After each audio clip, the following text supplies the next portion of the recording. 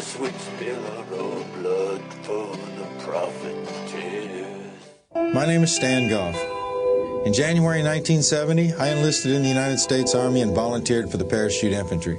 My specific goal was to contribute to the war effort in Vietnam, where I was convinced, as many are today, of the necessity to defend American values from an international menace.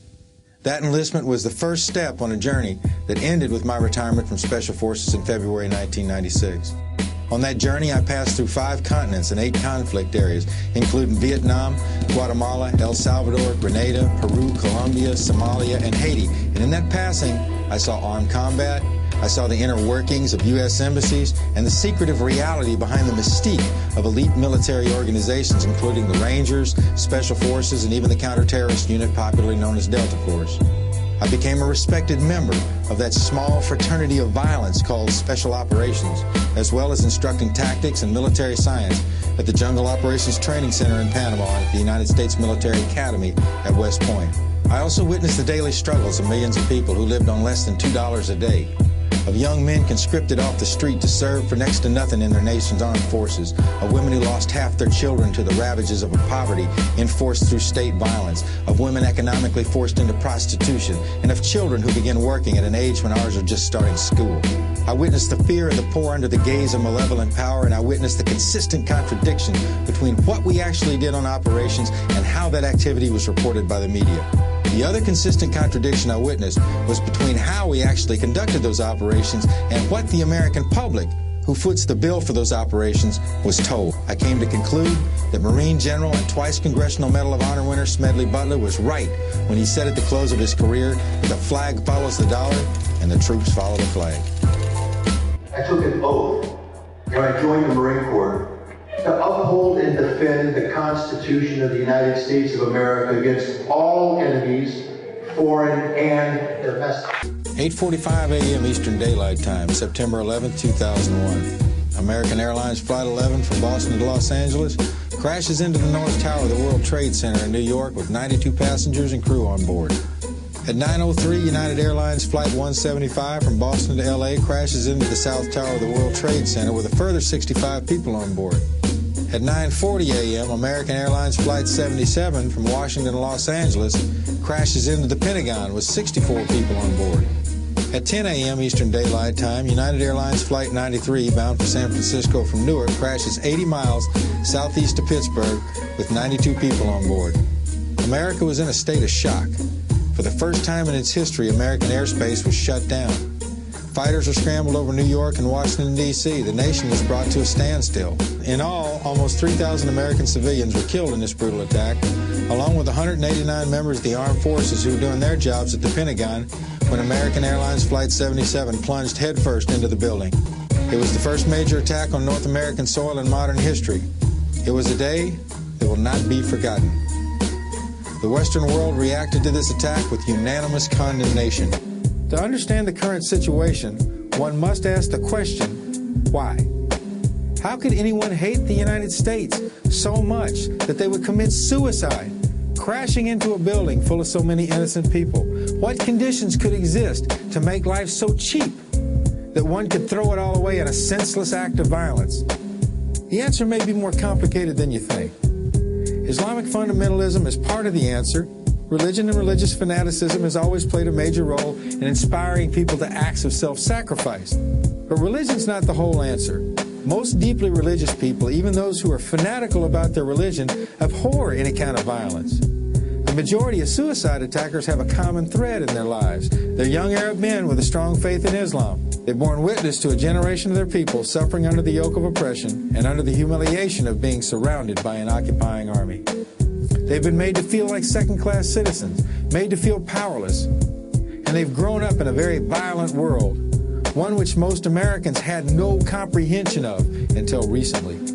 Growing up in this never-ending cycle of violence, the anger of their youth quickly blossoms into hate. More importantly, somewhere along the way, they've lost hope, and in their hour of despair, they turn to Al-Qaeda. Thousands of years ago, the Chinese General Sun Tzu taught his men to always leave their enemies an avenue of retreat. The brave actions of the passengers on United Airlines Flight 93, the airliner that crashed near Pittsburgh, are a testament to this. When they realized what their attackers planned, they took the one remaining avenue left to them, and they saw to it that as few of their fellow Americans as possible would suffer. Unarmed and without hope of escape, they overpowered the armed hijackers and brought the airliner down. It's in this frame of mind, an unconquerable conviction of human spirit, that a suicide attacker operates every day of his life. The only thing left in their control is to choose their time of death, and they do so in the hopes of raising the world's awareness of their plight. To understand the forces that have created an army of suicide bombers aimed at the Western world, we have to look back to the latter part of the 20th century through the eyes of the Arab world. Within days of the attack, the United States had formed a worldwide coalition supporting America's war on terrorism. A finger was pointed directly at the war-torn, drought-ridden Central Asian nation of Afghanistan, and at this man. Osama bin Laden was born in 1957, the son of a Saudi construction tycoon. He received a degree in civil engineering from Aziz University in 1979. It was the year the Soviet Union invaded Afghanistan. In December, a young bin Laden left for the Afghan border to fight the Soviets. His personal wealth and his ability to organize and fundraise made him a rising star of the Islamic fundamentalist movement. His fight against the Russians was backed by the Afghans, the Pakistani government, and unknown to bin Laden at the time, the American Central Intelligence Agency. U.S. National Security Advisor Brzezinski flew to Pakistan to set about rallying resistance. He wanted to arm the Mujahideen without revealing America's role. On the Afghan border near the Khyber Pass, he urged the soldiers of God to redouble their efforts. We know of their deep belief in God, and we are confident that their struggle will succeed. That land over there is yours. You'll go back to it one day because your fight will prevail and you'll have your homes, your mosques back again because your cause is right and God is on your side. The CIA spent at least $6 billion in Afghanistan backing the Mujahideen during the Bush-Reagan era. Pakistani intelligence and Russian General Goryev are in agreement that the CIA turned the Mujahideen into the best guerrilla army in the world. Guerrilla warfare wasn't the only thing they learned from the CIA. The foundation of today's Al-Qaeda can be found in the security training bin Laden received from CIA assets in Afghanistan. Bin Laden used these skills to found Maktab al-Kidimat, commonly known as MAK, in the early 1980s, a support group for the Afghan fighters. Bin Laden provided the Mujahideen with recruits and support for a decade. His organizational skills were instrumental in forcing the Soviet retreat from Afghanistan. MAK recruited Muslims from around the world to join in the battle against the Soviets. In 1988, bin Laden formed Al-Qaeda. Today, Al-Qaeda reaches into 36 nations around the world.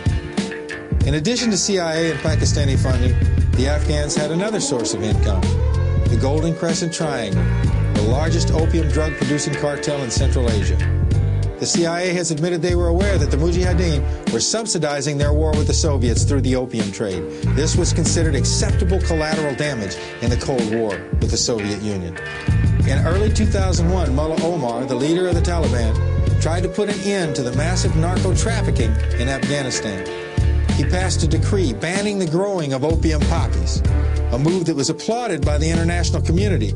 According to the UN, opium production dropped from some 3,656 tons in 2000 to under 75 tons in 2001.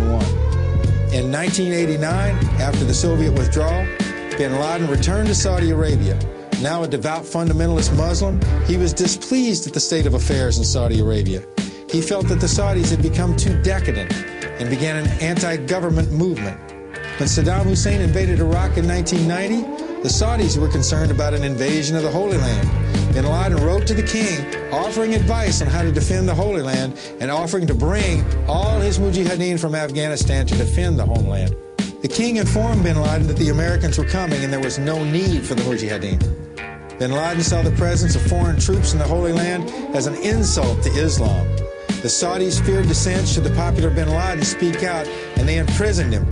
After a short period of captivity, bin Laden was released and fled to Pakistan, and then to the Sudan, where he remained for some time. Bin Laden was a philanthropist to the Sudanese people. spending his money constructing roads, housing, infrastructure for the troubled nation. And while doing these good deeds for the Muslim people, he was also setting up terrorist training